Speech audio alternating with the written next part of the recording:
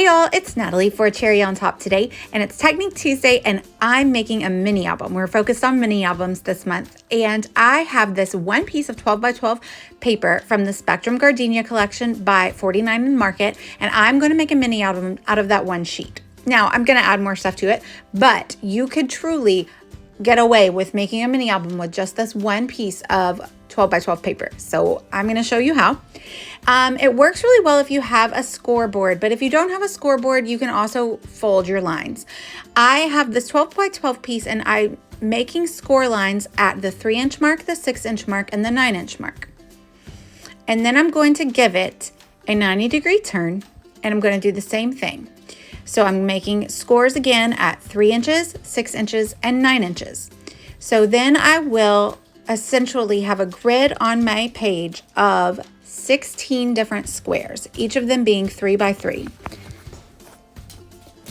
And that's the back side. I want the rainbow side to be the inside, to be the side that shows. So the next step in this is going to be folding all my score lines just to ensure that everything is well defined.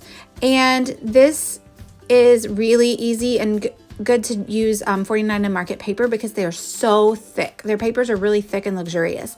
And so this is going to make for a crazy sturdy album, okay? So I'm just folding all my score lines, both directions, and then we're gonna get that scoreboard cutting board out again.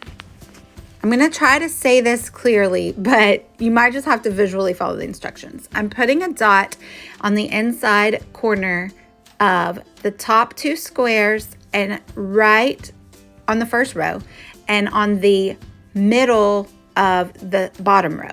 And I'm stopping cutting at those dots. So essentially you're creating a piece of paper with cuts that will look like an M or a W depending on which way you're holding it.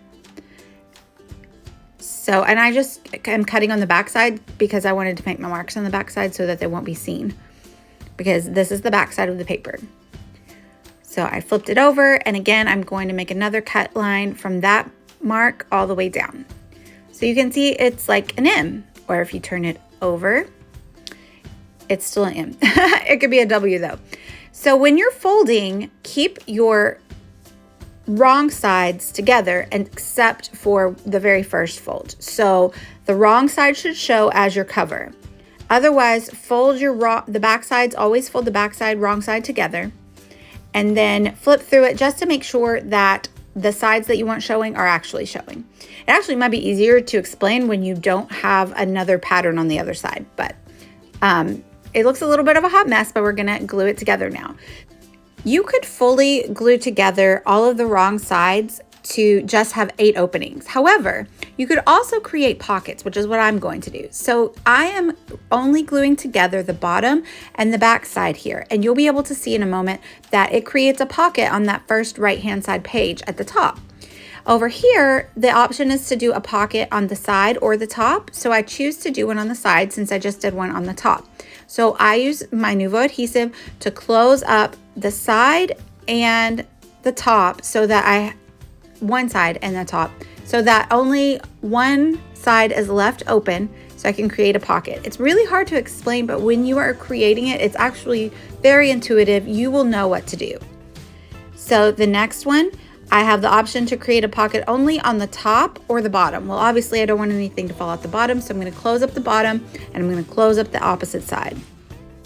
And like I said, this is very intuitive. Once you have created this 12 by 12 album, you'll be able to tell what is the front and where the natural opening for the pocket should be. Or like I said, you could also just close all of the openings up and not have pockets, because I will warn you that having pockets creates this chunky album. Like it's very chunky. So I'm gonna have 7 pockets, but you could actually so I am going to create another cover, but I didn't create pockets on the front and back covers, but you could create pockets on the front and back covers to end up having 9 pockets, but that would make just super extra chunky, really almost a little bit hard to manage, honestly. But you could do it, especially if you were not necessarily using the super thick paper, because that is also one reason that my album ends up very chunky. So I've got all my pockets created, and there it is the front, I'm going to create a wraparound cover for it. So I don't want the spine to show. So I've pulled out the 6x6 paper out of the Spectrum Gardenia 6x6 paper pack. And first I'm going to use some, and I have this velvet or velour ribbon by Tim Holtz. So I'm going to measure the ribbon so that some is hanging off the edge that I want to like tie things up. I'm going to measure it all the way around to hang off the other edge on the back side. Now, I will give you a hint that I wish I had known. Cut a little bit more than you want, because I didn't take into account the how fat it was going to get. And so mine is almost just barely long enough to tie closed at this point because it got so chunky.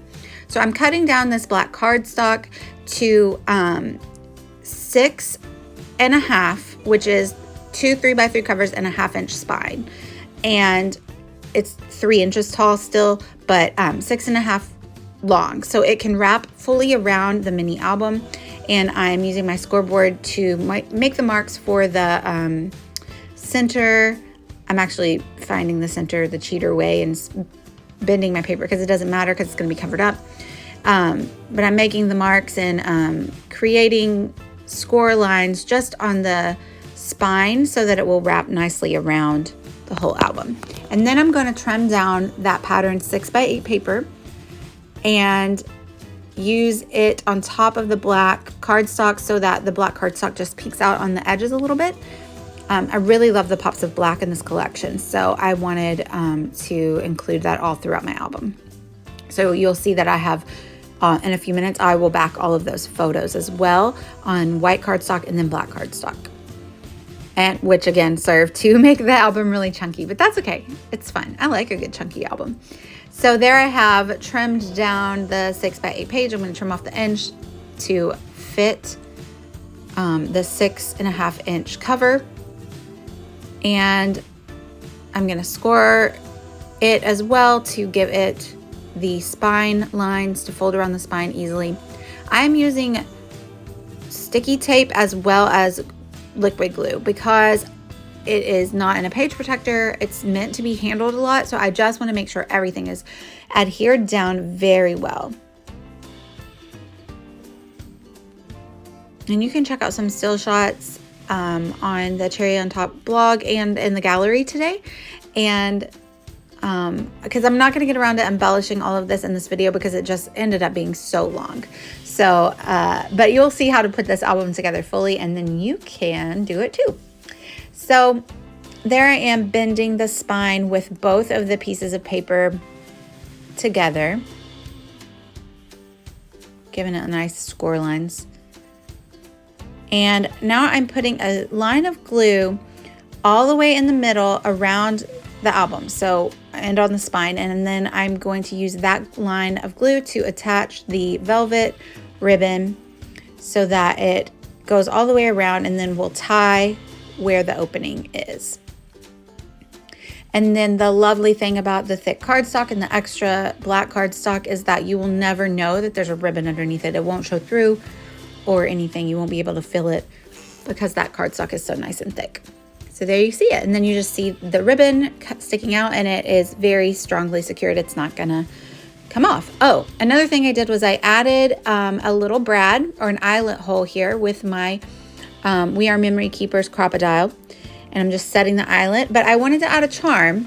And so I pull out a little keychain fob. I was gonna use that little binder clip ring, but it was pretty large for how small this album is. So I decided to use this daintier little clip, and then I will use that to stick a little charm on. But I definitely suggest doing this step before adding the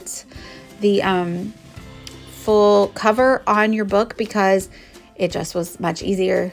Luckily, I thought ahead. That's not a thing that I'm really great at doing sometimes, but I did think ahead this time. Also, I did not put any adhesive on the spine. I only put the adhesive on the front cover and the back cover because I wanted to leave room for the spine to kind of have a little wiggle room and have no buckling in case it does grow with all of the things that I'm going to put in it. So that's just another tip that I would suggest is don't put any tape or glue on the spine because it's not necessary. And then that leaves a little room to keep your album from maybe splitting open or something later on down the road if it gets a little full. And if you like this, you can find more videos like this on my channel. I'm at Delightfully Crafty over on YouTube. And there is the album. You can see all the pretty sides of the rainbow paper. But remember, we created those pockets, right? So we want to make it easier to be able to pull the items out of the pockets. So right now I'm just measuring. I stuck pretty close to the edges when I was adding my adhesive to create the pockets. So I am able to fit a 2.5 by 2.5 square of paper into each pocket. So what I'm going to ultimately end up doing, I'm just measuring and testing out right now, but I will just cut a 2.5 square piece of black cardstock and put a piece of white on either side so that when I pull out each item, it will be a simple card that's not too thick to fit in the pocket. Now I'm using a circle punch to create little holes for your fingers to be able to easily access the items that are in the pocket. And again, the thick cardstock allows me to create these thumb holes and not really worry about them being destroyed. I just would suggest when you are creating the item to go in your pocket, if you have a matted piece like this, put your adhesive all the way to the edge of that white mat or that white piece in the middle of the black mat, because they kept getting stuck on the corners here. So as long as they're fully adhered all the way to the edge, then they shouldn't get stuck when you're pulling in and out. Also, you'll see in the end when I do a flip through that I don't really pull the full pocket out every single time that I'm looking through the album, so that's okay too. I'm just going to embellish this first page really quick, just to kind of give you a vibe of what I'm going for. I just pulled out the laser cut pieces from the Spectrum Gardenia collection and paired them with a few birthday items from my stash. I am going to ink up these laser cut images with some black to help them pop off the page and to complement the other black elements that I've used throughout the album. So I love these little like notebook papers with the rough edges. I pulled these stickers out of my stash, so I'm going to use those to say that we were celebrating my 38th birthday. My husband did a really good job. He planned all my friends to come to this local nursery that is also a winery, and he got paletas, and we all like sat around, and it was so fun. Not all my besties, but most of my besties were there. A lot of my besties were there, and so I made everybody take pictures, and I made a mini album about it with my favorite new collection. So perfect photos for the perfect occasion. So I'm just going to layer up a few of those pieces, and that's gonna call it a layout. I am gonna go back and add in one of the laser cut butterfly from the Spectrum Gardenia collection because they're just so stunning. I keep the wings popped up, are not adhered down so they can pop up, and we'll do a super quick flip through.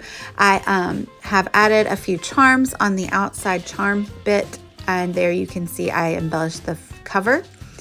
There is a place for journaling. There's a photo of my son and a few other pages that I've embellished, but the rest of them I will do soon. And I think I'm just gonna write things about my friends and why I love them and thankful that they're my friends, because I think this would be a great venue for that. Let me know if you have any questions. Thank you guys so much for watching, and check out the links down below. Bye y'all.